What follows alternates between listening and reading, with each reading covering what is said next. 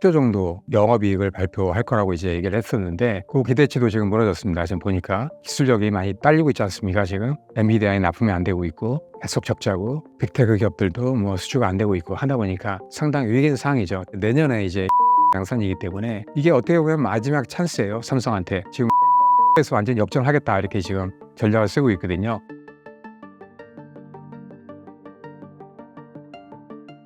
안녕하십니까. 제 이름은 권영화라고 합니다. 저는 반도체 업계 한 10년 정도 있었고요. 반도체 분야로 또 박사학위를 받았습니다.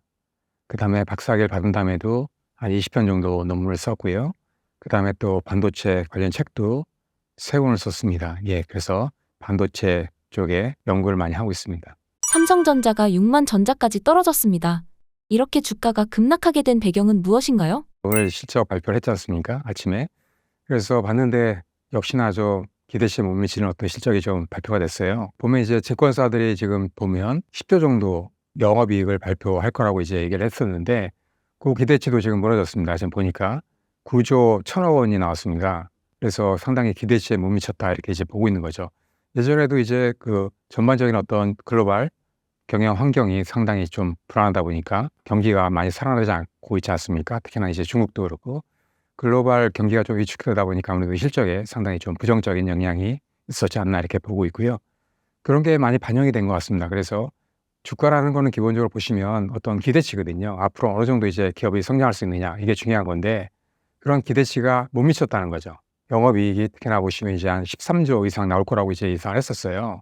실제로 2달 전만 해도 그 정도 가시권에 들어왔었거든요. 근데 이제 최근에 상당히 이제 경기가 위축되다 보니까 상당히 영향을 좀 많이 받은 것 같습니다. 그래서 제가 보기에는 당분간에 5만 전자도 떨어질 가능성이 있다고 봐요. 충분히 가능성이 있지만 그래도 뭐 앞으로 시장이 좋아진다 그러면 충분히 어느 정도 이제 올라갈 수 있지 않을까.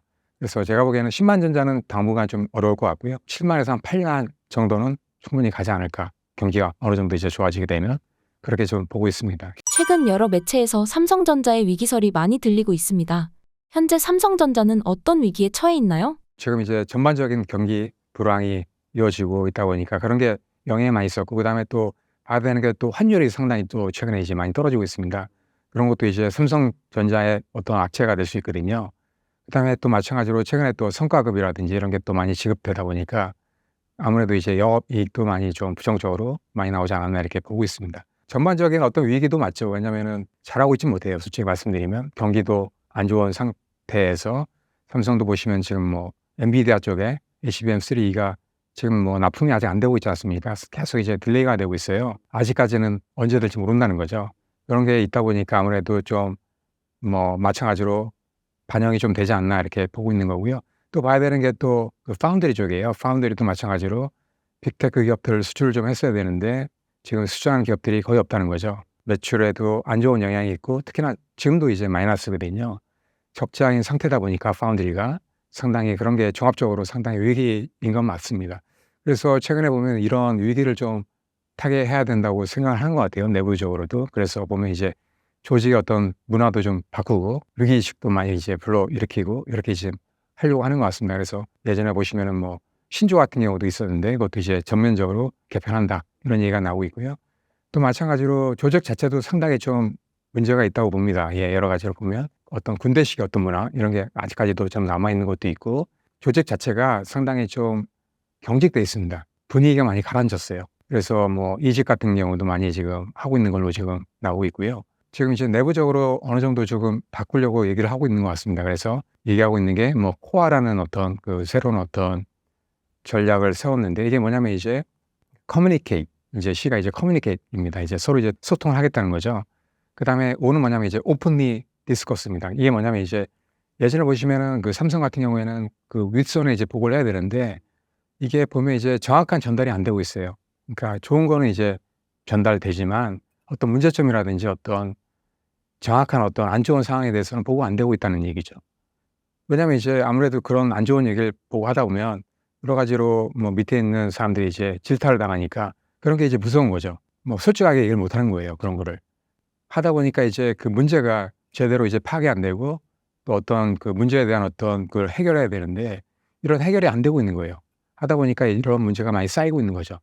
그래서 뭐 말로는 뭐 어떤 수평적인 어떤 문화 구축하고 그다음에 실패도 용인한다.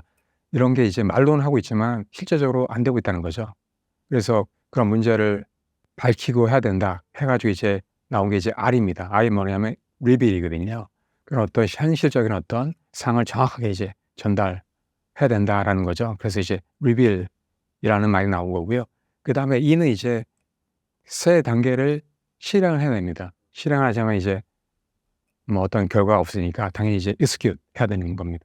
하다 보니까 이런 CORE라고 하는 이제 문화를 지금 넣으려고 이제 하고 있거든요. 그래서 이게 좀 된다 그러면 좀 나아지지 않을까라는 기대는 좀 하고 있습니다.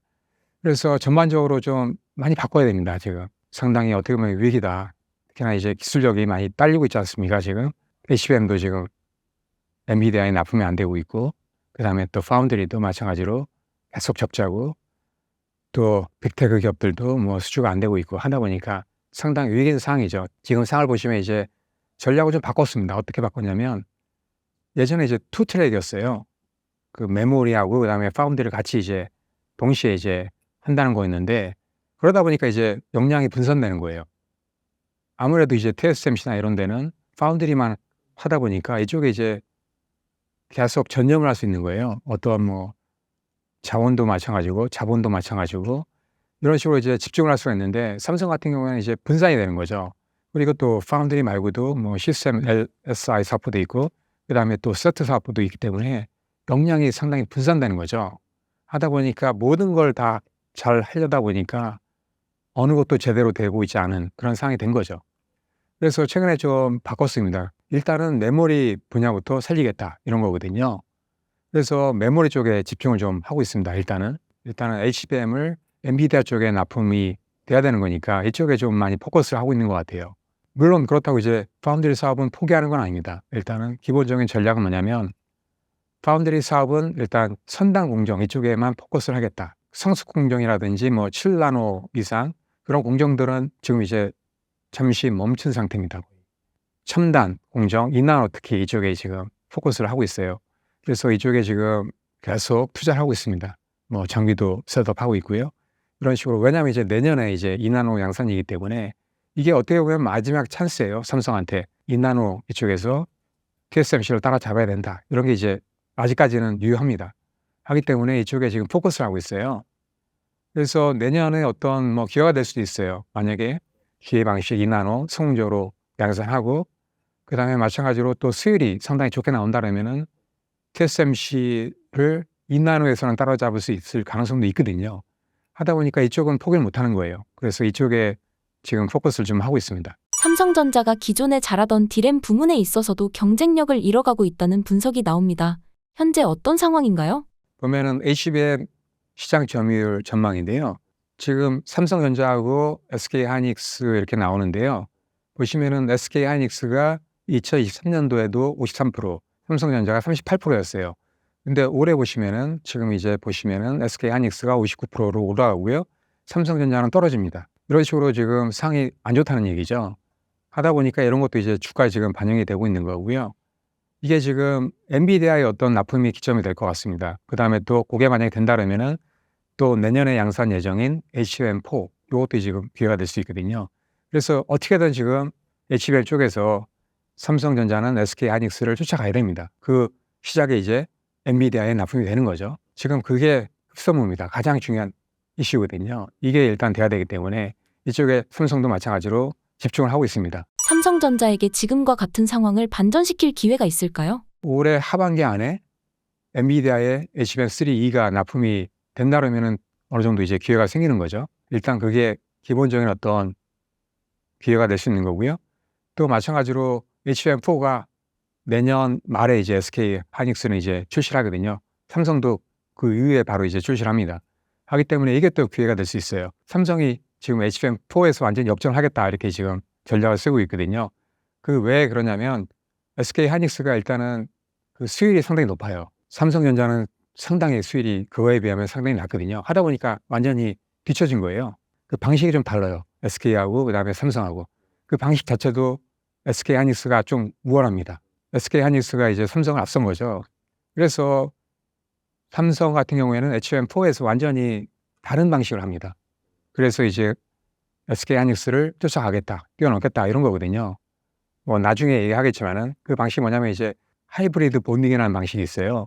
그게 지금 뭐냐면 이제 카파 투 카파라고 하는데 그 칩을 이제 범프 없이 바로 연결시키는 겁니다. 쌓는 거거든요. 하게 되면 아무래도 그 칩 두께가 얇아지고요.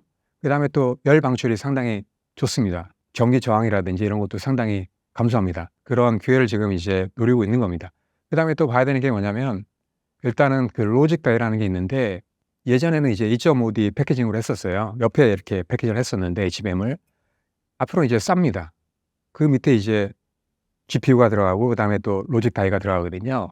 그 로직 다이는 SK하이닉스는 지금 그 로직 다이를 파운드리에서 못 합니다. 그 성숙 공정이기 때문에 SK 쪽은 하기 때문에 지금 그 TSMC에 맡기고 있는 거거든요. 근데 그 로직 다이가 보면 지금 뭐 5나노까지 지금 한다고 얘기는 하는데 어떻게 될지 모르겠습니다. 일단 얘기는 하고 있습니다. 근데 삼성전자는 지금 4나노로 하겠다 이런 거거든요. 앞선 공정을 하겠다는 거예요. 그렇게 되면 이제 성능이 더 좋아질 수 있거든요. 로직 다이라는 게 이제 HBM하고 그다음에 GPU하고 연결시키고 통신하거든요. 그다음에 제어할 수 있는 그런 시스템 반도체인데 그게 이제 앞서면 아무래도 성능이 더 좋게 나올 수 있는 거죠. 그다음에 또 SK하이닉스는 지금 보시면 예전에 어떤 방식으로 계속 간다는 거거든요.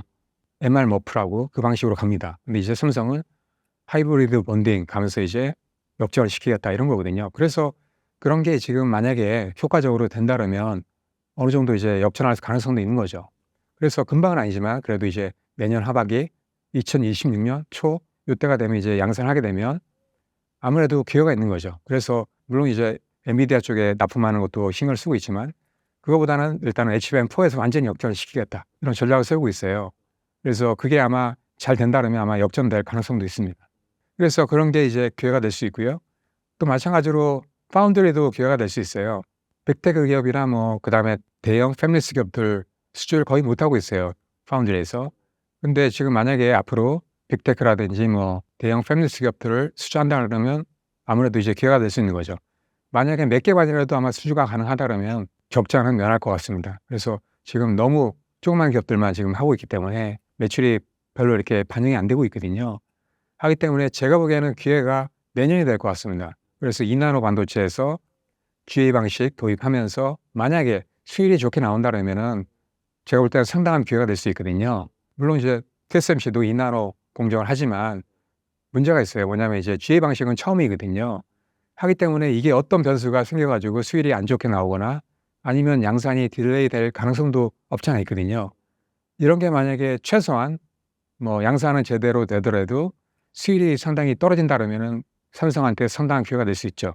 왜냐하면 GA 방식은 이제 TSMC도 처음 하기 때문에 이게 어떤 문제가 발생할지 모르거든요. 예측 불허입니다. 근데 이제 삼성 같은 경우에는 이미 이제 GA 방식 3나노에서 도입을 했기 때문에 어느 정도 지금 익숙해 있다고요. 하기 때문에 2나노도 수율이 괜찮게 나올 가능성이 있거든요. 그래서 일단은 가장 중요한 게 이제 수율입니다. 왜냐하면 삼성이 예전에도 2022년도에도 보시면 양산을 6개월 정도 먼저 했어요. TSMC보다. 마찬가지로 GA 방식을 먼저 도입했거든요. 그 TSMC는 핀텍 방식이었거든요. 그래서 완전히 역전을 시킨다고 전략을 썼는데 계획대로 되긴 했습니다. 근데 이제 결정적으로 문제가 뭐냐면 수율이 안 좋았어요. 고객들이 쓸 수가 없는 거예요. 수율이 안 좋으면 문제가 많이 있거든요. 왜냐하면 기본적으로 제품에 어떤 신뢰성 문제가 생기고 고객 입장에서는 제때 공급받을 수 없는 그런 상황이 생길 수가 있어요. 기본적으로 수율이 최소한 60% 나와야 되거든요. 그리고 어느 정도 가려면 최소한 70% 이상은 가야 되거든요. 근데 이제 훨씬 뭐 못 미치니까 처음 뭐 했을 때 지금도 상당히 못 미칩니다. 수율이. 하다 보니까 이제 고객 입장에서는 쓰기가 좀 불안한 거죠. 그래서 제가 보기에는 수율이 일단 좀 나와야 됩니다. 만약에 수율이 삼성에서 좋게 나온다면 상당히 기회가 될 수 있는 찬스가 있다고 생각합니다. 삼성전자가 지금 가지고 있는 경쟁력은 무엇이고 앞으로 어떤 경쟁력을 갖추어야 할까요? 종합 반도체 회사라는 게 강점이 있었죠. 그게 동전의 양면인데요. 잘하면 상당히 시너지가 많이 발생이 됩니다. 근데 이제 잘못하면 역효과가 날 수도 있는 거죠. 그 예전에도 보면 이제 상당히 강점이었어요.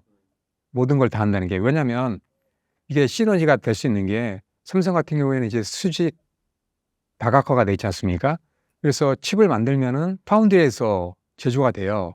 그러면은 자체적으로 해결이 되니까 그 팹리스 입장에서도 상당히 도움이 될 수 있고요. 그다음에 파운드리 입장에서도 도움이 될 수 있는 거예요, 서로. 그다음에 시간적으로도 칩을 더 빨리 만들 수 있고 그다음에 소통도 더 빨리 잘 되고 여러 가지 이점이 있다고요, 이게 잘 되면. 그리고 마찬가지로 칩을 생산한 다음에 요게 지금 디바이스 팀에 납품이 된다고요. 예를 들면 이제 스마트폰이라든지 그다음에 뭐 가전이라든지 이쪽에 삼성 칩이 이제 쓰게 되면 이건 또 엄청난 또 시너지가 될 수 있는 거거든요. 왜냐하면 또 말씀드린 대로 여러 가지 이제 소통 문제라든지 칩이 바로 또 납품이 되니까 여러 가지 혜택이 있는 거죠. 빠르게 또 칩이 또 양산되고 또 납품이 되니까. 그다음에 시장의 어떤 그 트렌드도 볼 수 있는 거고요. 여러 가지 장점이 많았거든요. 과거에는 이런 장점을 많이 살렸어요, 삼성이. 근데 지금은 이게 워낙 반도체 사이클이 급변하고 변화하다 보니까 이게 제때 대응을 못하는 거죠. 하다 보니까 이게 어떻게 보면 이제 마이너스가 된 거죠, 지금은. 하기 때문에 이런 전략을 과연 앞으로 잘 할 수 있을까라는 어떤 퀘스천도 있습니다. 근데 이제 잘만 하면 상당히 기회가 됩니다. 근데 쉽지는 않다는 거죠. 모든 걸 잘한다는 게 그렇게 쉽지는 않습니다. 앞으로 한 분야에 이렇게 초점을 하고 분사하는 것도 어떤 방법이라고 봅니다. 그래서 삼성 같은 경우도 예전에 모든 걸 잘 하려고 했다가 잘 안 되니까 지금 이제 일단 메모리부터 살리자 이런 겁니다. 그쪽에 지금 포커스를 하고 있습니다. 가장 중요한 건 일단 제가 보기에는 초격차입니다. 기술력을 앞서 나가는 거거든요. 그런데 예전에 보시면 초격차 이런 얘기가 많이 나왔어요. 삼성의 어떤 강점이라고 봤는데 지금은 그런 얘기가 전혀 없습니다. 오히려 지금 이제 밀리고 있죠. 하다 보니까 이런 초격차 전략을 계속 이제 앞서 나가야 되는데 그러기 위해서는 이제 리더십이 좀 필요한데 이게 지금 그 이병철 회장이라든지 이건희 회장이라든지 이런 사람들이 밀어붙이는 어떤 그 리더십이 있었거든요. 근데 지금은 이제 그런 게 없다는 거죠. 뒤에 나갈 수 있는 사람이 없다 보니까 이게 투자도 안 되는 거고 또 어떤 문제 해결도 바로 해결이 안 되는 거예요. 이재용 회장이 좀 앞서서 나가야 된다 이런 얘기가 나오는데 어느 정도 리더십 역할을 좀 해야 됩니다. 끌고 나가야지만 삼성이 좀 잘 될 수 있지 않나. 그 내부적으로도 어떤 그 직원들의 어떤 동요도 이게 상당히 문제거든요. 이직하는 사람들도 많이 생기고 있고 그다음에 또 예전에 어떤 프라이드가 많이 죽었어요. 예전에 뭐 삼성 프라이드가 있었는데 이게 많이 좀 떨어지고 있는 거죠. 그래서 어떤 분위기도 좀 쇄신을 좀 해야 됩니다. 예. 그런 전반적인 어떤 문제들을 좀 리더십 있게 좀 해결해 나가야 되는데 이게 좀 약간 좀 아쉽습니다, 저도. 삼성전자 연말 주가의 최상의 시나리오와 최악의 시나리오를 어떻게 보고 계신가요? 최상의 시나리오는 뭐 일단은 엔비디아 HBM3E가 납품이 되는 거죠. 그러면은 일단은 그 사람들이 어떤 투자자라든지 아니면 또 뭐 고객이라든지 이런 많은 사람들이 좀 안심하는 거죠. 아, 삼성 그래도 믿을 만하다. 이런 어떤 신뢰를 좀 줘야 되는데 그게 없다는 거죠, 지금. 그래서 일단 엔비디아 납품이 일단은 좀 돼야 되는 거고요. 그러면은 제가 보기에는 주가는 좀 올라갈 것 같습니다. 또 HBM4에서 뭐 내년이 되지는 않을 것 같지만 아마 2026년이 될 것 같아요. 그때 돼서 이제 HBM4에서 만약에 SK 하이닉스를 따라잡는다. 그러면은 완전히 이제 분위기가 바뀔 수 있는 거죠. 그렇게 되면 이제 주가도 상당히 올라가게 되는 거죠. 물론 이제 그 어떤 경기 그런 것도 있습니다. 지금 이제 경기가 별로 이렇게 좋지 않기 때문에 전반적인 어떤 그 세계적인 경기도 좋아져야겠죠. 그런 것도 이제 받쳐줘야겠죠. 그래서 그런 게 잘 받쳐진다 그러면은 앞으로 어차피 이제 반도체라는 거는 이제 계속 상승합니다. 물론 이제 중간중간 이제 하락도 하지만 장기적으로 보면 이제 상승하거든요. 삼성도 그런 흐름을 탈 수 있거든요.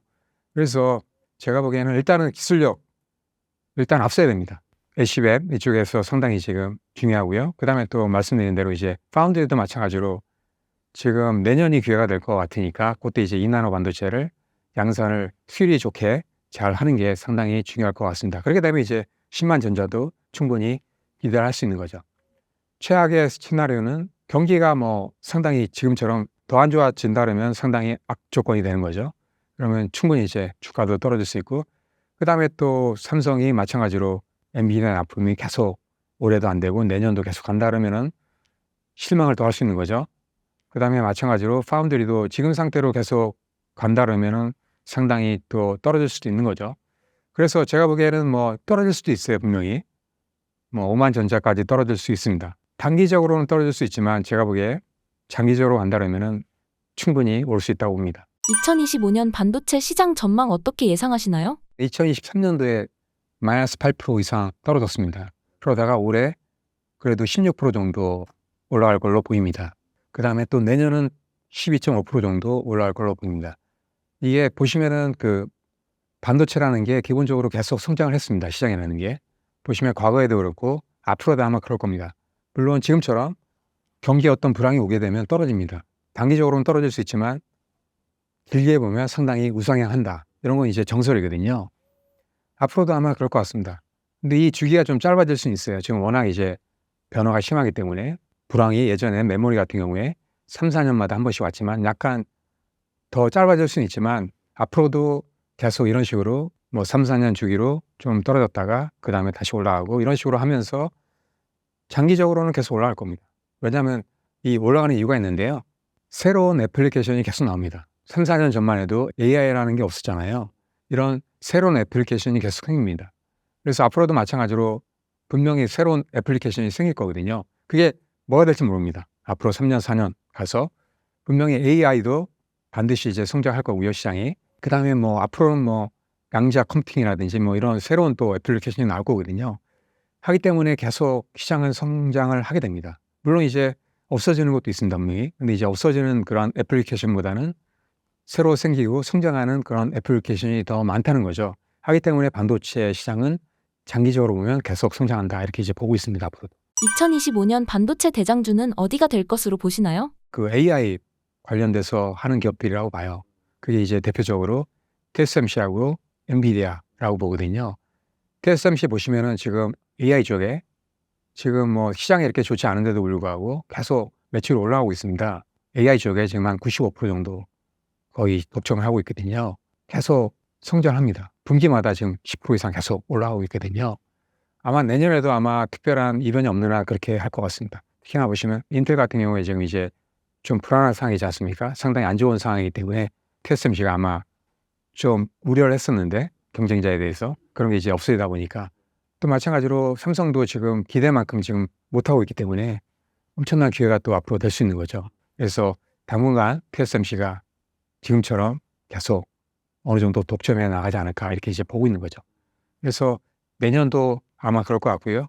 몇 년간 아마 그렇게 갈 것 같습니다. 그래서 시장이 좋아지고 뭐 TSMC가 유지만 하더라도 매출 자체하고 그다음에 또 거의 독점이기 때문에 이익률도 상당히 높을 수밖에 없거든요. 하기 때문에 제가 보기에 당분간은 TSMC가 계속 독점해 나가지 않을까 이렇게 이제 보고 있습니다. 마찬가지로 엔비디아도 지금 AI 반도체, GPU 이쪽에서 거의 뭐 8, 90% 정도 하고 있기 때문에 뭐 일부 AMD가 하고 있지만 많지 않습니다. 아마 몇 년간은 계속 할 것 같아요. 왜냐하면은 엔비디아를 따라잡을 수 있는 기업이 거의 없거든요. 특히나 이제 엔비디아는 이제 쿠다 생태계라든지 그 다음에 또 소프트웨어뿐만 아니고 하드웨어 이런 것도 이제 꽉 잡고 있고 일부 지금 뭐 NPU 기업들이 뭐 전 세계적으로도 그렇고 국내도 그렇고 칩은 뭐 엔비디아보다 성능이 더 좋다 이렇게 얘기를 하고 있는데 칩만 해가지고는 안 됩니다. 모든 종합적인 솔루션을 제공할 수 있어야 되거든요. 그게 이제 풀스택 솔루션입니다. 이렇게 이제 풀스택 솔루션을 제공할 수 있는 기업은 엔비디아밖에 없습니다. 그리고 또 보면 엔비디아가 강한 게 보면 GPU 같은 경우도 지금 이제 GPU에 보면 이제 그 GPU를 연결해요. 그게 이제 NVLink라고 하는데 이것도 상당히 강합니다. 예, 그럼 이제 성능이 훨씬 더 좋아지거든요. 또 마찬가지로 이제 그 서버끼리도 연결시킵니다. 이게 이제 인피니밴드라고 하는데 이런 것도 연결시키면 훨씬 더 성능이 좋아지거든요. 이렇게 이제 할 수 있는 기업이 없다는 거죠. 전반적인 어떤 생태계를 봐야 돼요. 엔비디아를 대체할 수 있는 기업이 없다는 거죠.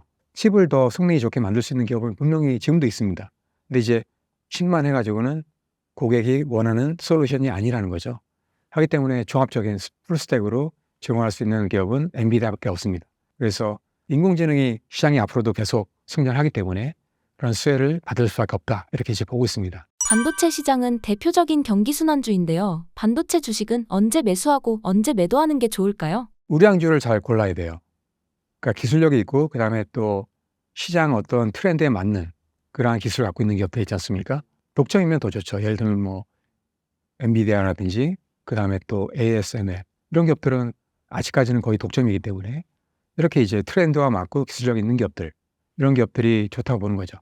그런데 보시면 이런 기업들도 주가가 떨어집니다. 장기적으로는 오를 수 있지만 주가라는 거는 이제 그때그때 반영이 되거든요. 그래서 이제 외부 변수에 의해서 그런 우량주들이 떨어질 때가 있습니다. 예를 들면 뭐 경기 상황이 갑자기 위축된다든지 아니면 뭐 갑자기 어떤 악재가 발생한다든지 이런 상황이 너무 많거든요. 그런 게 이제 발생할 때마다 주가에 영향을 분명히 줍니다. 그러면은 그런 우량주들도 그러한 영향을 받고 이제 떨어집니다. 그렇게 이제 떨어질 때 주식을 계속 이제 매수해 가면 장기적으로 보면 상당히 이제 이익을 많이 얻을 수 있는 그러한 전략이 될 수 있는 거죠. 그리고 또 매도도 마찬가지로 저는 단기적으로 샀다 팔았다 하는 거는 원하지는 않습니다. 기본적으로 그 반도체 시장이라는 건 이제 장기적으로 우상향하기 때문에 최소한 3년, 뭐 5년, 10년 이렇게 가져가시면 시장이 이렇게 성장을 하기 때문에 커지기 때문에 우량주들은 계속 올라가거든요. 근데 이제 떨어지면 사람들이 불안해합니다. 아, 이게 또 떨어지는 거 아닌가 이렇게 이제 생각합니다. 그래서 이제 팔게 되는 거죠. 그러면은 어떤 그런 수혜를 못 보는 거죠. 그래서 제가 보기에는 장기적인 어떤 관점을 가지시고 우량주에 이제 투자를 하시고 특히나 이제 우량주가 뭐 외부 변수에 의해서 떨어질 때 그때마다 이제 조금씩 사 나가시면 좋은 전략이 되지 않을까 이렇게 보고 있습니다. 현재 삼성의 파운드리 사업은 어떤 상황인가요? 상황이 너무 안 좋습니다. 일단은 경기 상황도 일단 안 좋고요. 지금 세계적으로 경기가 둔화되고 있지 않습니까? 뭐 중국도 마찬가지고요. 하다 보니까 지금 이제 파운드리도 영향을 받습니다. 왜냐하면은 그 시스템 반도체도 우리 일상생활하고 많이 연관이 되거든요. 우리가 쓰는 뭐 스마트폰이라든지 노트북이라든지 그다음에 뭐 전자제품이라든지 그다음에 또 가전이라든지 이런 게 다 경기에 상당히 민감하거든요. 이런 경기가 안 좋아지면 반도체 수요가 줍니다. 그러면은 당연히 이제 팹리스 기업들이 주문을 안 줍니다. 파운드리한테. 하기 때문에 경기 상당히 민감합니다. 하기 때문에 일단 경기가 일단 좋아야지만 파운드리도 성장할 수 있기 때문에 지금 경기가 너무 안 좋기 때문에 삼성도 지금 이제 힘을 못 쓰고 있다 이렇게 이제 보고 있는 거고요. 뿐만 아니라 지금 보시면 이제 삼성도 별로 이렇게 잘하지 못합니다. 지금 상당히 지금 적자인 상태이고 그 다음에 또 빅테크 기업이나 아니면 뭐 대형 팹리스 이런 고객들을 수출 못하고 있어요. 하기 때문에 지금 이제 그런 수주가 없다 보니까 계속 격차가 이어지고 있고 그리고 또 이런 기대치가 떨어지다 보니까 주가도 많이 떨어지고 있습니다. 삼성이 지금 뭐 파운드리 쪽은 뭐 메모리보다는 덜 신경을 쓰고 있지만 그래도 이제 2나노 반도체에서는 내년에 TSMC를 따잡겠다 이런 전략은 지금도 가지고 있기 때문에 이런 전략을 어떻게 잘 해가지고 내년 2나노 반도체 GA 방식으로 수율이 우수하게 양산할 수 있느냐 이게 이제 관건이거든요. 만약에 이게 잘 된다 그러면은 제가 보기에 삼성 파운드리 엄청난 기회가 됩니다. 많은 기업들이 특히나 뭐 빅테크라든지 대형 팹리스 이런 기업들이 너무 이제 TSMC에 의존하다 보니까 리스크가 너무 커요.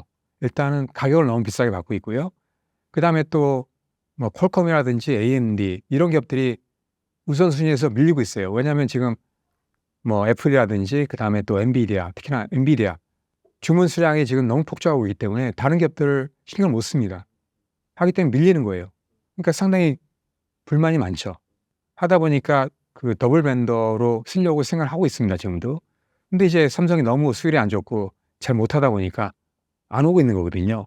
제가 보기에는 내년에 만약에 2나노 공정을 성공적으로 하고 그 다음에 또 수율이 좋게 잘 한다면은 분명히 올 겁니다. 그런 고객들이. 하기 때문에 내년에 상당히 기회가 될 수 있어요. 잘만 하면. 그래서 그렇게 되면 이제 주가에는 엄청나게 반영이 될 겁니다. 제가 보기에는.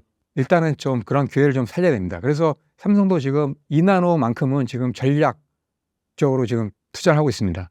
그래서 그쪽에 많은 포커스를 하고 있고요. 지금 뭐 라인도 지금 보강하고 있고 계속 그쪽은 투자를 하고 있습니다. 일단 이게 자료가 올해 초에 나온 거거든요. 그때 전망한 거예요. 삼성 파운드리 점유율. 보시면은 2023년도에 12%에서 계속 올라갈 걸로 기대를 했습니다. 근데 지금 이게 안 되고 있는 거죠. 근데 만약에 말씀드린 대로 내년에 2나노 반도체 GA 방식 순조롭게 수율 좋게 이제 양산한다면은 상당히 제가 보기에는 이대로 갈 수 있는 거죠.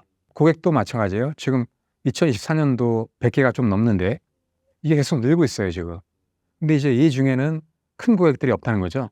빅테크 기업이나 아니면 대형 팹리스 고객들, 특히나 이제 뭐 AMD라든지 그다음에 또 퀄컴 이런 데는 기본적으로 더블 밴드 전략입니다. 퀄컴도 예전에 뭐 고스타 때 때문에 지금 빠지긴 했습니다만 예전에도 썼거든요. AMD도 지금 삼성에서 제가 확인한 바로는 뭐 산원호 반도체는 지금 수주를 하긴 했어요. 근데 이제 물량은 많지 않습니다. 그런 고객들도 지금 삼성을 유심히 보고 있습니다. 그래서 만약에 삼성이 잘한다 그러면은 오는 거죠. 물론 이제 전량 다 삼성한테 맡기지는 않습니다. 아마 더블 벤더 전략을 할 겁니다. 그리고 물량도 한 번에 그렇게 많이 주지는 않을 겁니다. 이렇게 조금씩 이제 주는 거죠. 그러면서 이제 잘한다 그러면은 계속 물량을 늘릴 수 있는 거죠. 이런 식으로 갈 거기 때문에 제가 보기에는 지금이 어떻게 보면 삼성 파운드리의 최악의 어떤 상황이고요. 제가 보기에는 좀만 잘하면 시장은 어차피 계속 좋아지기 때문에 올라갈 수 있다고 보거든요. 그래서 아직까지 기회는 있다라고 이제 보고 있는 거죠. TSMC와 삼성전자의 격차가 쉽게 좁혀지지 않습니다. 삼성전자가 부족했던 것은 무엇이고 TSMC가 잘한 건 무엇이었을까요? 여러 가지가 있는데요. 일단은 그 업력 자체도 무시할 수 없어요. TSMC는 벌써 38년 뭐 이렇게 오래됐지 않습니까? 원조지 않습니까? 하다 보니까 이 신뢰관계가 많이 쌓여 있어요, 고객들과. 그러니까 신뢰가 있기 때문에 고객들이 잘 바꾸지 않거든요. 웬만하면 이제 TSMC를 쓰려고 합니다. 그리고 또 그에 못지않게 TSMC가 서비스를 잘했어요. TSMC는 엔비디아라든지 뭐 그다음에 또 미디어텍이라든지 이런 기업들하고 오랫동안 이제 같이 해오고 있거든요. 그런 기업들이 초창기에 되게 조금만 했을 때부터 이제 협력을 해오고 있어요. 어떻게 보면 이제 TSMC가 그런 기업들을 키운 거거든요. 이렇게 이제 밀어주고 또 어떤 문제가 있으면 이제 해결해주고 공정을 또 찾아주고 적극적으로 이렇게 도움을 줬거든요. 했기 때문에 그런 기업들이 이렇게 지금처럼 엄청난 기업이 될 수 있었던 거거든요. 하기 때문에 그런 은혜가 있는 거죠. 하기 때문에 쉽게 잘 안 바꾸려고 합니다. TSMC가 그만큼 또 서비스를 잘 했고요. 서비스 마인드가 상당히 좋습니다. 그러니까 문제가 생기면 적극적으로 해결을 해주거든요. TSMC는. 근데 이제 삼성전자는 이제 업력이 상당히 짧고 지금 뭐 2005년도부터 했지만 2017년도 그때 본격적으로 이제 파운드리 사업부가 이렇게 분할되면서 그때부터 이제 본격적으로 시작한 거거든요. 그러니까 이게 본격적으로 한 게 이제 7년밖에 안 되는 거죠. 업력이 짧다 보니까 그런 어떤 문제가 많이 있는 거죠, 아직까지. 그다음에 또 업력이 짧다 보니까 어떤 생태계의 어떤 구조도 상당히 TSMC에 비하면은 상당히 약한 거죠. 그리고 결정적으로 보면 이제 그런 얘기가 있었는데 TSMC는 서비스 마인드가 상당히 강합니다. 고객의 어떤 어려움을 겪으면 적극적으로 해결을 해줍니다. 근데 이제 삼성전자는 그렇지 않다는 거죠. 기본적으로 보면 이제 메모리 사업도 그렇지만 이제 이게 서비스 비즈니스가 아니거든요. 이제 철저하게 파운드리 사업은 서비스 비즈니스입니다. 고객의 문제를 적극적으로 해결해 줘야 되거든요. 근데 이제 삼성 파운드리는 몇 년 전만 해도 조그만 고객들은 돈 안 되니까 안 해. 이런 식이었거든요. 그러니까 뭐 팹리스 조그만 기업들은 아예 그냥 신경 안 쓴 거죠. 아예 하려고도 안 합니다. 너무 이렇게 방치를 한 거죠.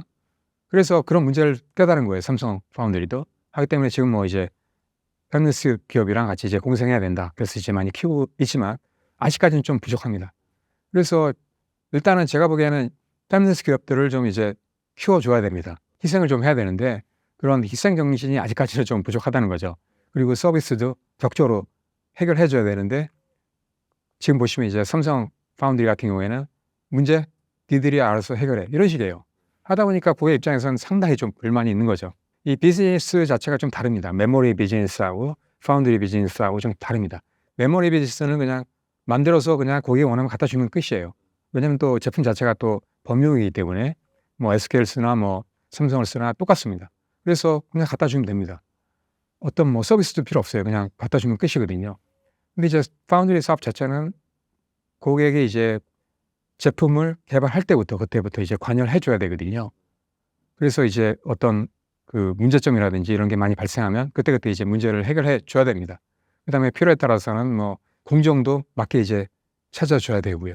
이런 걸 적극적으로 해줘야 되는데 그런 걸 전혀 안 했어요. 그다음에 또 MPW라고 하는데 이게 뭐냐면 이제 그 하나의 웨이퍼에 여러 가지 이제 프로젝트를 넣는 거예요. 근데 보시면 이제 이런 것도 그 파운드리 기업들이 적극적으로 해줘야 되거든요. 근데 이제 돈은 안 됩니다. 왜냐하면 이제 이 보시면 이제 나노대에 들어가면 특히나 이제 뭐 인공지능 반도체로 가게 되면 설계하는 데만 해도 비용이 엄청나게 많이 듭니다. 기본적으로 몇백억이고요. 많이 들면 몇천억 듭니다. 설계만 해도. 크지 않은 팹리스 기업들은 그런 자본을 대기가 쉽지 않다는 거죠. 이런 웨이퍼 전부를 다 쓸 수가 없어요. 그래서 이렇게 많은 그 조그만 기업들을 같이 이제 하나의 웨이퍼에 같이 프로젝트를 진행합니다. 그러면 이제 아무래도 이제 팹리스 기업 입장에서는 그 비용이 많이 세이브가 되니까 쉽게 할 수 있는 거죠.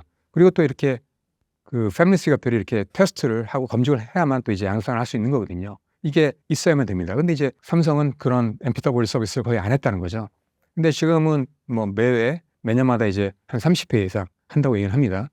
그래서 그런 식으로 이제 희생을 좀 해야 됩니다. 돈은 안 되지만 미래를 보고 이렇게 투자를 해야 되는데 지금은 이제 좀 그렇게 하고 있습니다. 예전엔 전혀 안 했습니다. 그런 거를. 그런 걸 적절히도 하고 그다음에 또 페미니스트 기업들을 적절히 이제 키워주고 도움을 주고 해야 됩니다. 이런 게 좀 잘 돼야만 어떤 그 생태계가 좀 커질 수 있는 거거든요. 지금 뭐 많이 바꾸고는 있지만 그래도 좀 부족하지 않나. TSMC에 비하면은. 그래서 제가 보기에는 좀 시간이 걸립니다. 그런 마인드 자체를 일단 바꿔야 되고요. 그다음에 또 전략적으로 또 생태계도 많이 키워야 됩니다. 그리고 또 마찬가지로 고객들도 뭐 여러 가지 문제점을 해결해 주고 그다음에 또 희생을 좀 해야 되는데 이런 게 좀 앞으로 좀 되면 좀 나아지지 않을까 이렇게 보고 있는 거죠. 삼성전자의 파운드리가 중국이나 다른 파운드리 회사에 따라잡힐 가능성은 어느 정도로 보시나요? 상당히 위협적이죠. 지금 특히나 보시면 SMIC라든지 이런 데는 지금 뭐 UMC라든지 글로벌 파운드리를 이미 넘어섰거든요. 삼성 파운드리가 한 11%, 2% 정도 하고 있거든요. 마켓시어가. 그런데 보시면은 그 SMIC는 한 6% 정도 하고 있거든요. 아직까지는 좀 차이가 있지만 앞으로 뭐 중국 파운드리 기업, 특히나 SMIC 이런 데는 마켓시어가 올라가긴 할 겁니다. 근데 문제가 있어요. 기본적으로 삼성 파운드리 전략은 뭐냐면 성수 공정이 아닙니다. 기본적으로. 첨단 공정이거든요. 그래서 앞으로는 아마 2나노 쪽에 더 포커스할 겁니다. 그래서 2나노 반도체 이쪽은 SMIC에서 절대 못하거든요. 그리고 또 마찬가지로 한계가 있어요. 왜냐하면은 지금 뭐 일본은 7나노 반도체를 하고 있지만 그리고 또 5나노 반도체, 3나노 반도체 이렇게 개발하고 있지만 한계가 있어요. 왜냐하면 기본적으로 보시면 그 EUV 장비를 써야 됩니다. 근데 EUV 장비가 지금 미국에서 지금 막고 있지 않습니까? 그래서 못 쓰고 있어요. 근데 이제 7나노 반도체 하고 있는 거는 뭐냐면 DUV 장비라고 있어요. EUV 장비보다 이전 버전입니다. 이 장비로 하게 되면은 할 수는 있어요. 근데 이제 뭐냐면 문제가 있어요. 그 패터닝이라고 있는데 회로를 여러 번 그려야 됩니다. 이게 이제 여러 번 그리기 때문에 아무래도 그 수율이라든지 그다음에 비용이라든지 이런 게 많이 듭니다. 하기 때문에 수율이 안 좋고 비용이 많이 들기 때문에 이게 경쟁력이 없어요. 가격적으로. 근데 이제 할 수 있었던 건 뭐냐면 중국 정부에서 엄청난 돈을 대고 있어요. 그래서 중국 정부에서 뭐냐면 기본적으로 니네 개발만 해라. 우리가 돈은 다 대겠다. 이런 거거든요. SMIC가 마켓시어는 늘고 있지만 문제가 뭐냐면 이익이 지금 거의 없습니다. 지금 이제 마이너스로 가고 있어요. 아마 5나노 반도체, 3나노로 가게 되면 적자가 엄청나게 더 심해질 겁니다. 왜냐하면 이익이 안 나는데도 그냥 하고 있는 거예요. 근데 지금 그나마 내수용으로 하고 있지만 이게 수출은 못 한다는 거죠. 기본적으로. 쓸 고객들이 없어요. 기본적으로. 수율도 안 좋고 그다음에 또 비용이 많이 들기 때문에 이익이 안 납니다. 자체적으로. 하기 때문에 이게 중국 정부에서 이게 언제까지 돈을 낼 수 있을까? 이게 또 퀘스천이에요. 만약에 지원을 끊는다 그러면 아마 거의 파산할 겁니다. 제가 보기에는. 하기 때문에 이게 과연 지속 가능한가? 이런 문제도 있습니다. 기업이라는 거는 일단은 이익을 내야 되거든요. 그래야지 지속 가능하게 이제 성장할 수 있는 건데 그런 어떤 한계가 있다는 거죠. 그래서 제가 보기에는 마켓시어는 약간 올라갈 수 있지만 어차피 뭐 2나노 반도체, 3나노 반도체 이쪽에서는 경쟁이 안 됩니다. 기본적으로. 삼성과. 그래서 제가 보기에는 또 삼성은 또 이쪽에 지금 이제 포커스하고 있기 때문에 경쟁은 안 될 거고요. 제가 봐도. 그래도 뭐 주의는 좀 해야겠지만 그래도 그 정도까지 위협적이지는 않다라고 이제 볼 수 있는 거죠. 파운드리 기업 투자를 고려하시는 분들이 주목해야 할 지표가 있다면 어떤 게 있을까요? 여러 가지가 있겠는데요. 제가 보기에는 그 경기 상황도 좀 보긴 해야 돼요. 경기가 좋아야만 파운드리 사업도 활성화될 수 있는 거거든요. 그런 것도 중요하고 그다음에 또 중요한 게 일단은 기업이 어느 정도 이제 안정적으로 고객을 또 확보할 수 있느냐. 그게 여러 가지가 관련돼요. 수율도 관련되고요. 그다음에 또 생태계도 관련됩니다. 그 생태계가 견고하면 아무래도 고객들이 만족스러운 어떤 서비스를 받을 수가 있거든요. 근데 삼성 파운드리도 지금 이제 생태계 중요성을 파악을 하고 생태계를 계속 키우고 있어요. 왜냐하면 이제 파운드리 기업이라는 게 보면 이제 파운드리 사업은 하지만 또 다른 기업들과 협력을 해야 되거든요. 예를 들면 뭐 EDA 기업이라든지 그다음에 또 IP 기업이라든지 디자인 하우스라든지 오셋 기업이라든지 이런 여러 기업들과 협력을 해야 됩니다.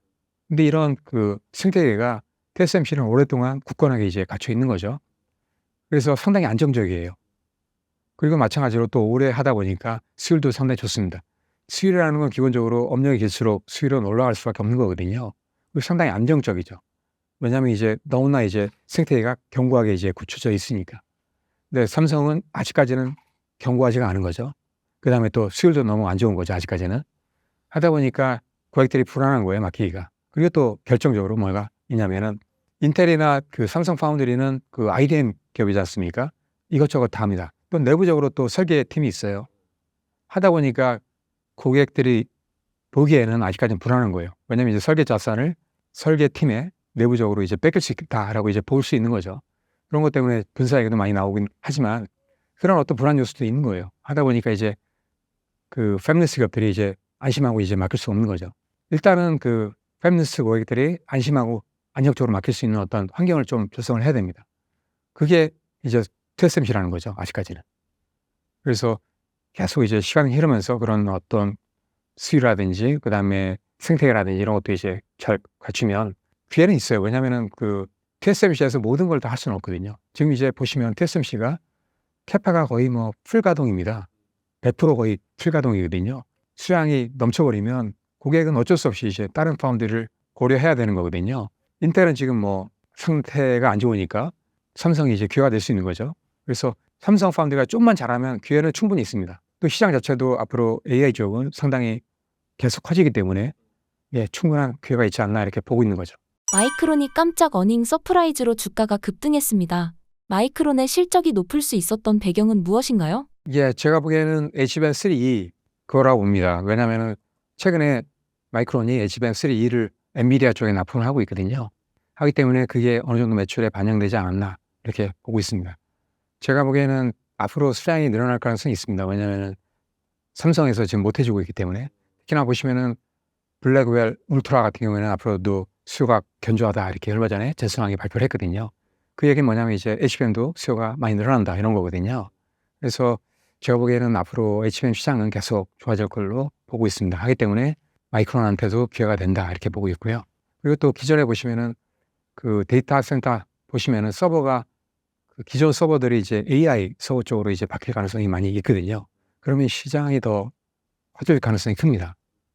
하기 때문에 제가 보기에는 기회가 어느 정도 된다고 봅니다. 마이크론의 HBM 기술력이 삼성보다 더 나은 상황이라고 볼 수 있을까요? 지금 어떻게 보면 그렇게도 볼 수 있는 거죠. 왜냐하면 이제 엔비디아에 삼성은 이제 납품을 못 하고 있는데 마이크론은 납품을 하고 있으니까. 물론 그런 것도 있습니다. 왜냐하면은 그 어차피 그 방식은 삼성이나 마이크론하고 똑같거든요.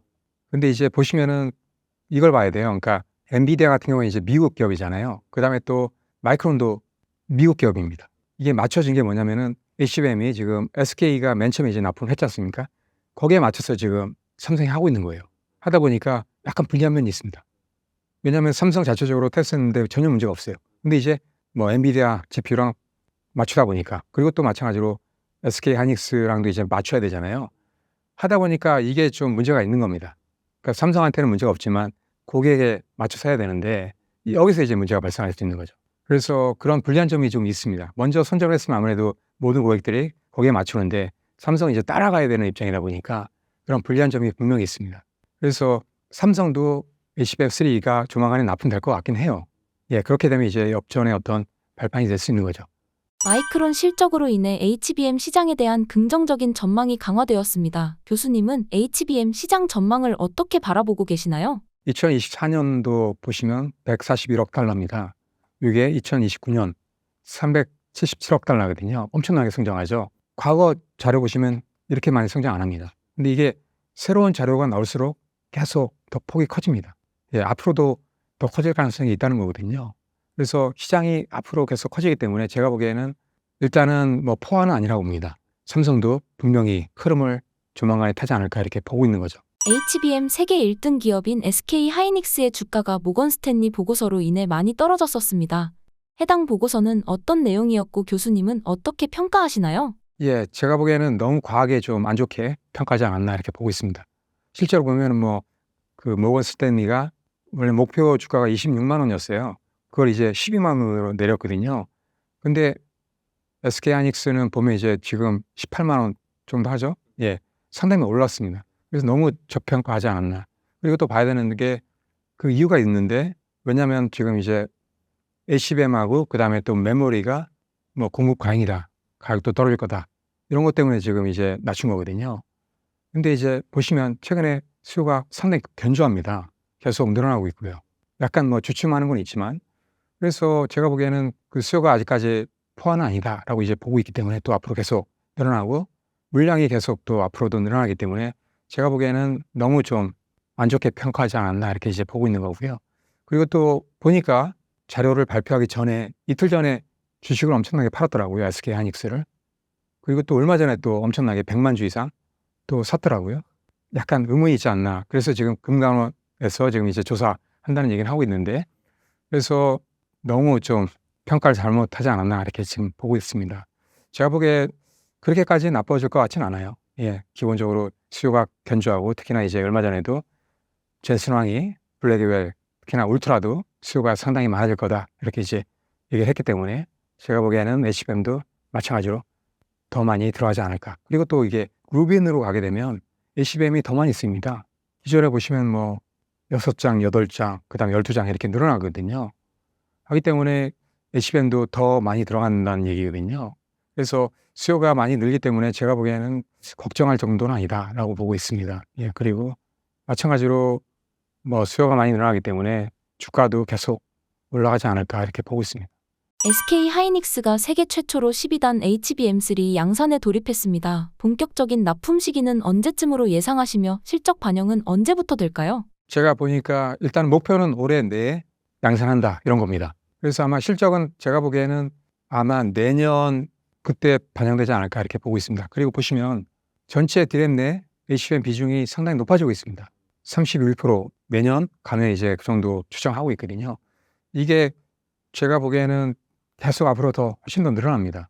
그래서 뭐 50%, 70% 가지 않을까. 그래서 앞으로 디램에서는 HBM이 가장 중요하지 않을까 이렇게 이제 보고 있습니다. 예, 그리고 또 이게 HBM이 지금 뭐 데이터 센터 서버에만 쓰이는 게 아니에요. 앞으로 보시면 그 인공지능에는 또 많이 쓸 수가 있어요. 다른 쪽에도. 예를 들면 이제 자율주행차 있지 않습니까? 이쪽에도 HBM이 쓸 수밖에 없어요, 앞으로. 예, 그러면 또 새로운 어떤 수요처가 생기는 거거든요. 그러면은 HBM도 더 물량이 더 많이 필요합니다. 그러면 당연히 이제 실적도 좋아집니다. 하기 때문에 제가 보기에는 HBM 수요는 앞으로 늘어날 거고 앞으로 디램의 어떤 대세가 되지 않을까 이렇게 이제 보고 있습니다. HBM 부분에서 삼성전자와 SK 하이닉스의 기술력 차이는 얼마나 나나요? 지금 SK 하이닉스가 앞서 있죠. 예, 앞서 있습니다. 확실히 앞서 있습니다. 이건 얼마 전에 TSMC에서 포럼을 했습니다. 미국에서 했는데 거기서 이제 SK 하이닉스가 발표한 자료거든요. SK 하이닉스 보시면은 MR 머프 방식입니다. 요게 좀 차이가 있는데요. 요거는 뭐냐면 디램을 쌓은 다음에 오븐처럼 이런 거에 이제 한 번에 굽는 방식입니다. 그러니까 시간이 되게 빨라요. 그런데 TCNCF는 이게 아닙니다. 이게 뭐냐면은 그 층마다 필름을 깔아요. 그런 다음에 압착을 합니다. 하기 때문에 이 시간이 많이 걸려요. 그래서 보시면은 그 TAT가 이제 반도체 생산에 걸리는 시간, 이거거든요. 턴 어라운드 타임입니다. 이 시간이 SK 하이닉스가 보면 이제 1시간인데 다른 데는 보시면 8.8시간입니다. 상당히 차이가 나죠. 마찬가지로 디램 본딩 시간도 다른 기업들이 더 깁니다. 그러니까 TCNCF는 삼성하고 마이크론이 쓰는 거거든요. 만약에 이게 이제 SK 하이닉스에서 발표한 자료인데 이게 사실이다 그러면은 제가 보기에 따라잡기는 어렵죠. 그런데 그리고 또 마찬가지로 SK 하이닉스는 수율이 상당히 좋습니다. 얼마 전에 발표한 자료 보시면은 뭐 80% 육박한다 이렇게 이제 나오고 있거든요. 근데 제가 보기에 삼성은 50%도 안 될 겁니다. 그러니까 경쟁이 안 되는 거죠. 그래서 지금 이제 삼성에서 지금 벼르고 있는 게 HBM4입니다. HBM4는 TCNCF 방식이 아닙니다. 하이브리드 본딩 방식이거든요. 하이브리드 본딩 방식은 이제 칩을 쌓는데 그 연결하는 범프가 있어요. 그 범프가 없이 그냥 바로 연결합니다. 하게 되면 그 칩 두께가 얇아집니다. 그리고 또 마찬가지로 그 I/O도 많이 넣을 수 있고요. 그 다음에 마찬가지로 뭐 전기 저항이라든지 열을 또 효과적으로 방출할 수 있어요. 이런 장점이 있기 때문에 훨씬 더 성능이 좋아집니다. 근데 HBM4에서 SK 하이닉스는 MR 머프 방식을 쓰는 거거든요. 그리고 또 마찬가지로 삼성은 지금 그 자체적으로 지금 파운드리 그쪽에서 지금 할 수 있지 않습니까? 그래서 로직 다이라는 게 있는데 그게 이제 그 GPU랑 그다음에 HBM을 이렇게 쌌는데요. 3D로 쌌습니다. 그 밑에 이제 로직 다이가 들어가는데 거기 이제 4나노 반도체로 하게 됩니다. 근데 SK 하이닉스는 로직 다이를 이제 만들 수가 없어요. 왜냐면 이제 요거 이제 4나노는 첨단 공정에 써야 되는데 지금 SK 하이닉스는 파운드리가 있긴 하지만 이게 이제 성수 공정이거든요.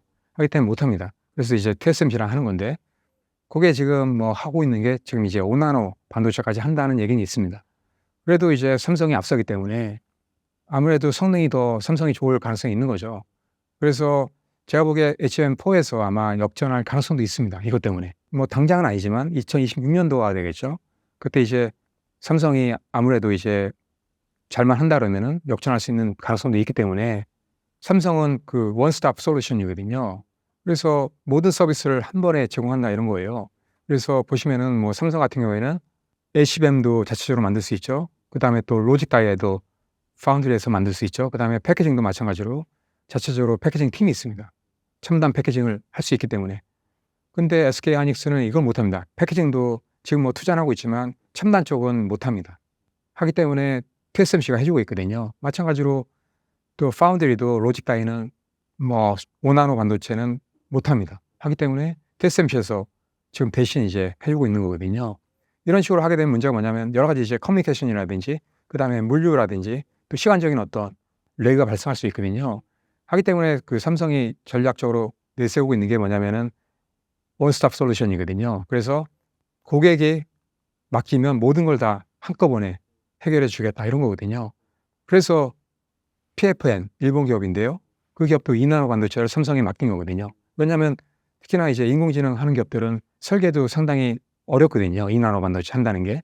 그러면 삼성에서도 설계팀이 있으니까 시스템 SOC 팀이 있어요. 그쪽에서 이제 설계도 도와줄 수가 있어요. 그리고 또 패키징도 해줄 수 있죠. 파운드리도 할 수 있죠. HBM도 공급할 수 있죠. 모든 걸 다 한 번에 이제 제공할 수 있으니까 고객 입장에서는 타임 투 마켓 원하는 칩을 제때 이제 받을 수 있는 거예요. 그러면 이렇게 한 군데에서 하게 된다 그러면은 시간적으로 한 20% 정도 세이브가 될 수 있거든요. 칩을 만드는 시간이. 그러면 상당한 메리트가 있고 그다음에 또 한꺼번에 하니까 고객 입장에서는 상당히 편리한 거고요. 그다음에 또 어떤 문제가 발생하면 해결도 쉬워요. 왜냐하면 이제 삼성에서 모든 걸 다 같이 이제 볼 수 있으니까. 근데 이제 SK 하이닉스 같은 경우에는 문제가 발생하면은 이게 TSMC의 문제인지 SK 하이닉스의 문제인지 서로 막 떠넘길 거란 얘기죠. 그러면 또 여러 가지 이제 문제가 발생할 수 있고 원인 파악이 안 되고 또 여러 가지 이제 딜레이가 발생할 수 있어요. 근데 삼성전자는 그런 거 이제 한꺼번에 하기 때문에 상당히 여러 가지 이제 메리트가 있는 거죠. 또 마찬가지로 가격적인 메리트도 있습니다. 한꺼번에 이제 하기 때문에 뭐 아무래도 이제 여러 군데 하게 되면 이제 비용적으로도 많이 들지 않습니까? 근데 삼성은 한꺼번에 하기 때문에 또 훨씬 더 저렴한 가격에 고객한테 이제 제공할 수 있는 거죠. 하기 때문에 메리트가 분명히 있습니다. 삼성이. 예, 그래서 삼성도 이런 원스톱 솔루션 이런 걸 이제 하고 있는 거고요. TSMC가 성숙 노드 가격 할인을 검토 중이라고 합니다. 할인을 검토하게 된 배경은 무엇인가요? 일단은 그 성수공정이라고 얘기하면 여러 가지 이제 뭐 사람마다 약간 다르지만 저는 이제 10나노 이상이라고 얘기를 하는데 중국에서는 뭐 28나노 이상이다 이렇게 얘기를 하긴 합니다. 아무튼 그 공정이 수요가 되게 많아요. 제가 보기에 중국은 자체적으로 보시면 그쪽 수요가 훨씬 더 많습니다. 첨단보다. EUV 공정 쓰는 것보다 그쪽이 훨씬 더 많아요. 아직까지는. 하기 때문에 그쪽이 상당히 중요한데 그렇다 보니까 이제 중국에서 그쪽에 엄청나게 지금 포커스를 하고 있어요. 그래서 보시면은 뭐 SMIC라든지 화홍반도체라든지 넥스칩이라든지 이런 기업들이 다 성수 공정이거든요. 그래서 20나노 이상은 다 그쪽에서 하고 있어요. 그리고 이런 기업들이 지금 보시면 팹을 엄청나게 짓고 있어요. 중국에. 중국 자체적으로 보시면 30개가 넘게 지금 짓고 있습니다. 그 엄청나게 지금 포화 상태죠. 그쪽은. 그리고 또 대만에도 성수공정 파운드리 기업들이 있거든요. 예를 들면 뭐 VIS 그 기업하고 그다음에 PSMC라고 있어요. 이런 기업들도 메인은 다 성수공정이거든요. 하기 때문에 이 경쟁이 너무 치열합니다. 지금 뭐 경기가 그렇게 좋지 않은데 이런 팹들이 너무 많기 때문에 생산을 또 많이 하잖아요. 하다 보니까 경쟁이 심해졌습니다. 특히나 작년에 너무 포화 상태라 가지고 가격을 상당히 낮췄거든요. 지금도 어느 정도 이어지고 있어요. 너무 팹이 많이 건설되고 있기 때문에. 그래서 그런 영향을 받을 수밖에 없어요. 특히나 TSMC는 가격을 그렇게 싸지는 않거든요. 하기 때문에 그런 기업들과 비슷하게라도 가격을 좀 맞춰줘야 되거든요.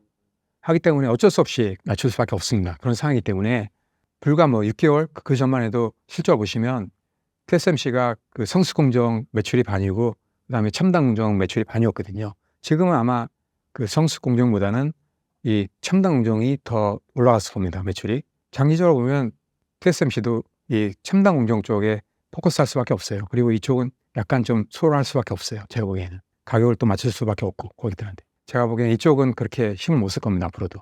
TSMC가 가지고 있는 리스크는 없을까요? 가장 중요한 게 일단은 독점이 지금 상당히 진행되고 있지 않습니까? 특히나 인공지능 이쪽은 95% 하고 있기 때문에 지금 막 견제가 오고 있습니다. 특히나 뭐 유럽이라든지 미국이라든지 이쪽에서 그렇게 되면 이제 타격이 있을 수밖에 없거든요. 그래서 TSMC도 전략적으로 지금 하고 있는 게 있어요. 그 파운드리 서비스만 하지 않겠다. 다른 것도 같이 하겠다. 패키지라든지 또 마스크도 같이 하겠다. 이런 거거든요. 그래서 이제 분산을 시키겠다는 거예요. 그리고 또 얼마 전에 보시면 엠코랑도 지금 협력을 맺고 있습니다. 파트너십을 맺고 있는데 엠코는 전 세계 넘버 2 OSAT 기업이거든요. 패키징 기업이에요. 미국 기업인데 이제 CEO는 이제 한국 사람입니다. 그래서 미국에 지금 이제 협력을 같이 한다고 얘기를 하고 있습니다. 협력도 필요하긴 하지만 독점 이슈 때문에 아마 협력하지 않나라고 이제 보여지는 거죠. 그래서 그런 이슈가 있습니다. 분명히 유럽이나 미국에서 이제 걸고 넘어질 겁니다. 고객들도 마찬가지예요. 뭐 엔비디아라든지 뭐 퀄컴, 미디어텍 이런 기업들이 지금 그 TSMC에 대해서 상당히 불만이 많습니다. 왜냐하면 너무 이제 그쪽에 몰빵을 하다 보니까 모든 얘기를 다 들어줘야 돼요. 그러니까 원하는 게 있어도 얘기를 못 해요. 얼마 전에 전슨 왕도 대만 가서 TSMC 임원진을 만났어요. 그래가지고 지금 패키징 지금 이제 부족하니까 엔비디아 용으로 패키징 팹 하나 지어달라 얘기를 했는데 이제 단칼에 거절했습니다. 그래가지고 엄청나게 실망했거든요. 상당히 좀 반감이 있습니다. 그래서 아마 삼성이 좀만 잘해주면 아마 삼성으로 좀 옮겨갈 겁니다. 분명히. 마찬가지로 그 AMD 같은 경우도 애플이라든지 이쪽에 먼저 이제 하다 보니까 밀리는 거예요. 자기들 스케줄이. 그래서 한때 엄청난 고생을 했거든요. 그래서 삼성 파운드리로 옮기겠다 그런 얘기도 리서스가 비슷한 얘기를 했습니다. 얼마 전에. 마찬가지로 퀄컴도 예전에 보시면 이제 삼성 많이 썼거든요. 근데 이제 고스 세대 때문에 빠졌는데 그게 아마 어느 정도 지금 해결이 된다면 아마 올 겁니다. 퀄컴도. 그런 식으로 빅테크 기업들도 이제 삼성을 보고 있기 때문에 그런 이슈가 있는 거죠. 그리고 또 봐야 되는 게 어떤 리스크가 있는 게 이제 대만 같은 경우에는 그 지진이 많지 않습니까? 언제 또 지진이 발생하면은 제때 이제 받을 수 없는 그런 상황이 발생할 수 있다는 거죠. 그러면은 고객들은 상당히 이제 불안하기 때문에 그런 리스크를 또 해칭하기 위해서 삼성이랑 같이 이제 써야 되는 그런 입장이 될 수도 있습니다. 또 마찬가지로 TSMC가 상당히 고가입니다. 다 독점을 하기 때문에 TSMC가 제시하는 가격은 다 맞춰줘야 됩니다. 하기 때문에 최근에도 많이 보시면 이제 가격을 올렸거든요. 그 삼성하고 TSMC하고 가격 차이가 엄청나게 심합니다. 삼성이 한 70%밖에 안 될 거예요. 하기 때문에 그런 그 가격적인 것도 고객들은 이제 신경을 써야 되기 때문에 삼성을 또 이제 나중에는 아마 쓰려고 할 겁니다. 이번 하반기 TSMC 실적 어느 정도 예상하시나요? 지금 보시면 2024년도에 64%할 거다 이렇게 이제 예상하고 있습니다. 상당히 높아지고 있죠. 내년 되면 아마 66% 정도 할 거다 이렇게 이제 보고 있습니다. 이렇게 할 수 있는 게 왜냐하면 이제 기본적으로 AI 반도체 특히나 이제 데이터 센터 이쪽에 이제 상당히 수요가 많습니다. 제스랑도 이제 블랙웰, 울트라도 그렇고 수요가 상당히 넘쳐난다 이렇게 이제 얘기를 했거든요. 그리고 또 루빈도 지금 이제 조만간에 나올 거고요. 하기 때문에 이런 수요가 많기 때문에 뭐 많은 고객들이 TSMC를 쓸 수밖에 없는 상황이기 때문에 특히나 인텔도 지금 빠진 상태지 않습니까 거의? 하기 때문에 당분간 이렇게 가지 않을까 이렇게 보고 있는 거죠. 중국에서 엔비디아 칩을 쓰지 말라는 권고가 내려졌습니다. 엔비디아 실적에 어느 정도 영향을 줄 것으로 보시나요? 그리고 한국 메모리 시장엔 어떤 영향을 줄까요? 예전에도 뭐 제재했죠. 그 인공지능 칩 특히나 H100 중국에 팔지 말라 이렇게 이제 얘기를 했지 않습니까? 그래서 못 팔고 있습니다. 그래서 엔비디아에서 지금 이제 새로 중국향으로 내놓은 게 뭐냐면 이제 H20이거든요. 그걸 지금 많이 팔고 있습니다. 그게 뭐냐면은 가격을 엄청나게 내렸고요. 성능도 5분의 1로 줄인 거거든요. H100에서 이제 H20은 5분의 1로 줄인 겁니다. 성능을. 그래서 많이 팔고 있습니다. 근데 이제 성능이 5분의 1로 내려가다 보니까 중국에서도 이제 어느 정도 맞출 수 있는 거예요. 그 성능을. 특히나 보시면 이제 화웨이도 지금 5나노 반도체도 하고 있지만 아직까지 양산하지 않고 있습니다. 근데 이제 7나노 반도체는 이미 지금 출하했거든요. 그래서 보시면은 어센드 910 이 칩을 지금 내놓고 있어요. A, B, C 지금 하고 있는데 C까지 지금 하고 있습니다. 그래서 지금 이제 5나노 반도체도 조만간에 내놓겠다 이렇게 얘기를 하고 있거든요. H20 정도는 충분히 커버 가능합니다. 그래서 중국에서는 그렇게 이제 커버하겠다 앞으로 이렇게 이제 전략적으로 하고 있어요. 근데 이제 문제가 있는데 뭐냐면 수율이 너무 안 좋아요. 또 이제 그 캐퍼시티가 문제가 있습니다. 수율이 안 좋고 하기 때문에 또 캐파도 크지 않기 때문에 생산할 수 있는 물량이 이렇게 많지가 않습니다. 그래서 어차피 엔비디아에 의존해야 됩니다. 또 다른 칩을 내놓겠죠. 엔비디아에서. 그래서 영향은 그렇게 크지 않을 걸로 이렇게 이제 보고 있습니다. 그리고 또 만약에 이제 어느 정도 줄 수는 있지만 그 주는 물량을 충분히 커버할 수 있습니다. 왜냐하면은 미국에서 중동 쪽에 지금 그 물량을 제한을 했었거든요. 근데 이제 그걸 이제 해제하기로 했습니다. 중동 쪽에도 지금 수출할 수 있거든요. 하기 때문에 그쪽 물량으로 충분히 커버할 수 있는 물량이 되거든요. 앞으로. 하기 때문에 매출은 그렇게 타격이 크지 않을 걸로 이렇게 보고 있습니다. 중국이 엔비디아 칩 없이 고성능 반도체를 만들 수 있다고 보시나요? 몇 년 전부터 7나노 반도체는 양산을 하고 있습니다. EUV 장비를 못 쓰지만 DUV 장비로 써가지고 지금 이제 7나노 반도체, 특히나 화이폰에도 이미 지금 7나노 반도체가 채택이 되고 있거든요. 그리고 마찬가지로 어센드 910도 지금 양산하고 바이트에서 지금 엄청나게 물량을 주문했습니다. 그래서 쓰고 있어요. 지금 화이도 마찬가지로 자체적으로 지금 설계를 하고 있는 거거든요. 그래서 스마트폰에 들어가는 AI 칩은 하이실리콘 자회사에서 하고 있고 어센드 910은 화이에서 자체적으로 설계를 합니다. 그래서 이렇게 하고 있습니다. 앞으로 계속 5나노 반도체, 3나노 반도체로 갈 겁니다. 중국은 아무튼 뭐 AI 반도체도 자체적으로 해결하겠다 이런 거예요. 기본적으로. 물량이라든지 수율이라든지 이런 게 너무 안 좋기 때문에 일부만 지금 대체를 하고 있는 거죠. 그래서 이제 앞으로는 계속 이제 전량 대체하겠다 이런 거예요. 그래서 지금 SMIC가 또 중요한데요. 화웨이가 이렇게 AI 칩을 만들게 되면 이걸 이제 SMIC에 넘깁니다. SMIC가 생산하는 거거든요. 지금 7나노 지금 양산을 하고 있습니다. 지금 이미. 그래서 이미 화웨이 칩 어센드 910하고 스마트폰에 들어가는 7나노 반도체 이것도 지금 하고 있습니다. 내년 가게 되면 아마 빠르면 아마 5나노 반도체도 아마 개발해가지고 아마 양산할 가능성도 있습니다. 어떻게 될지 모릅니다. 2026년도가 될 수도 있고 2025년도가 될 수도 있고 하거든요. 아무튼 기본적으로 중국에서는 5나노 반도체, 3나노 반도체 이렇게 계속 개발하겠다 이런 거예요. 근데 이제 부정적인 시각도 있습니다. 왜냐하면 이제 EUV 장비를 못 쓰기 때문에 패터닝을 훨씬 더 많이 해야 되거든요. 3-4번 해야 될 걸 뭐 10번 이렇게 할 수도 있거든요. 그러면은 또 엄청난 자재가 들어가고 공정이 길어지고 수율은 더 안 좋아지고 하거든요. 그래서 하더라도 이제 수량이 많지가 않을 겁니다. 그러면은 하나만 하죠. 어떻게 보면. 물량을 커버를 못하니까. 또 돈도 엄청나게 많이 듭니다. 이걸 지금 이제 중국 정부에서 모든 걸 다 커버하겠다 이런 거거든요. 그래서 또 SMIC가 지금 이제 적자로 거의 가고 있는데 적자가 훨씬 더 심해질 겁니다. 이렇게 계속하게 되면. 그래서 과연 언제까지 이제 버틸 수 있을까? 이런 문제도 있는 거죠. 퀄컴이 인텔 인수를 타진하고 있다고 합니다. 인수하려는 목적은 무엇이며 인수 가능성은 어느 정도로 보시나요? 퀄컴이 그런 얘기를 하고 있는데요. 인수를 하더라도 이게 아마 승인을 얻어야 되는데 아마 각국에서 이제 승인을 아마 얻기가 쉽지 않을 겁니다. 특히나 이제 중국 쪽에서 아마 반대를 할 겁니다. 왜냐하면 예전에 보시면 2018년도 그때도 퀄컴에서 NXP를 인수하려고 그랬거든요. 거의 막판까지 잘 갔어요. 그랬다가 이제 나중에 중국에서 반대를 했습니다. 그래가지고 무산이 됐거든요. 그래서 그런 가능성이 충분히 앞으로도 있습니다. 특히나 보시면은 그 인텔은 엄청나게 거물이지 않습니까? 그런데 이게 쉽게 이제 승인을 하지 않을 거란 얘기죠. 각국 정부에서 특히나. 미국은 승인하겠죠, 당연히. 근데 이제 다른 나라에서도 아마 승인을 하지 않을 가능성이 큽니다. 목적은 제가 보기에는 두 가지예요. 첫 번째 보시면 이제 퀄컴이 그 CPU는 지금 뭐 개발하고 있지만은 그렇게 이제 강하지는 않거든요. 노트북 쪽에는 지금 하고 있지만 특히나 보시면 이제 그 데스크톱이라든지 슈퍼컴퓨터라든지 데이터 센터라든지 이쪽은 못 하고 있거든요. 만약에 퀄컴이 인텔을 인수하게 되면 이쪽에 진출할 수 있는 거죠. 그리고 보시면 인텔이 이쪽에는 거의 독보적이거든요. 데이터 센터라든지 PC 쪽은 아직까지도 거의 독점이거든요. 하기 때문에 이 시장을 가져갈 수 있는 거죠. 특히나 인공지능 시대 이쪽은 또 중요할 수 있거든요. 그래서 이런 시장을 상당히 보고 있는 거죠. 그리고 또 봐야 되는 게 퀄컴이 이제 팹리스 기업이지 않습니까? 자체적으로 이제 설계를 하게 되면 이걸 이제 TSMC에 맡기고 있지 않습니까?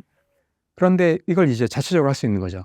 그래서 훨씬 더 유리할 수 있는 거죠. 파운드리를 하게 되면. 그래서 그런 두 가지 목적이 있다고 보거든요. 지금 보시면은 퀄컴이 그 매출은 인텔보다도 떨어지거든요. 상당히 많이 떨어집니다. 근데 이제 보시면 시가총액은 더 큽니다. 아무래도 이게 너무 큰 기업들이다 보니까 아무래도 견제를 받을 수밖에 없어요. 다른 경쟁 기업들도 아마 승인하지 않을 겁니다. 아마 반대할 겁니다. 인수는 쉽지 않을 거다 이렇게 이제 보고 있습니다. 만약 퀄컴이 인텔을 인수하지 못하게 된다면 인텔의 미래는 어떻게 될 것이라고 예상하시나요? 예, 기본적으로 그렇다고 제가 보기에는 망할 것 같지는 않습니다. 왜냐하면 미국 정부에서는 지금 어떻게든 제조업을 키우겠다. 특히나 이제 반도체 제조업을 키우겠다 이런 거지 않습니까? 그래서 엄청난 지금 보조금을 주고 있고 그다음에 TSMC하고 삼성 파운드리도 끌어들였지 않습니까? 이런 식으로 제조업을 살리겠다 이런 거예요. 특히나 반도체 쪽으로 정부에서. 하기 때문에 어떻게든 아마 정부에서 살리려고 할 겁니다. 그래서 엄청난 보조금을 줄 겁니다. 앞으로도. 그리고 또 인텔은 가장 중요한 기업입니다. 미국한테. 하기 때문에 어떻게든 살 걸로 보여집니다. 대부분의 이제 대형 패미리스트 기업들이 보시면 이제 다 미국에 있어요. 이런 기업들한테 이제 압력을 줄 수 있는 거죠. 인텔 파운드리 써라. 그러면 마지못해 이제 쓸 수 있는 가능성이 있는 거죠. 그리고 또 마찬가지로 빅테크 기업 이런 기업들도 압력을 넣을 수 있는 거죠. 그러면 이제 어쩔 수 없이 쓸게 될 가능성도 있는 거죠. 중국처럼 할 가능성도 없지 않아 있습니다. 그래서 중요한 거는 제가 보기에는 미국 정부에서 절대로 인텔을 망하게 두지 않는다. 물론 이제 인텔 내부적으로도 아마 어떻게든 이제 살리려고 노력할 겁니다. 도움이 되지 않는 그러한 사업부는 아마 팔게 되겠죠. 그래서 이제 파운드리 쪽이나 이쪽에 이제 돈을 투자하겠죠. 이런 식으로 아마 어떻게든 이제 살리려고 하지 않을까 보고 있습니다. 신사임당 시청자분들을 위한 한마디 부탁드립니다. 많은 분들이 이제 삼성전자에 대해서 많이 실망을 했는데요. 저도 약간 실망을 하고 있습니다. 근데 이제 반도체 시장은 어차피 좋아집니다, 앞으로. 그래서 이제 단기적으로는 떨어질 수 있지만 지금 상당히 이제 6만 원 정도 하고 있는데 거의 뭐 최저점이라고 봅니다. 물론 이제 5만 원대로 떨어질 수 있지만 그래도 장기적으로 보면 분명히 올라갑니다. 망하지 않는 이상 분명히 올라가고 또 시장도 좋아지기 때문에 삼성도 잘 할 걸로 기대하고 있습니다. 단기적인 시점이 아니고 장기적인 관점에서 투자를 좀 했으면 좋겠습니다. 감사합니다.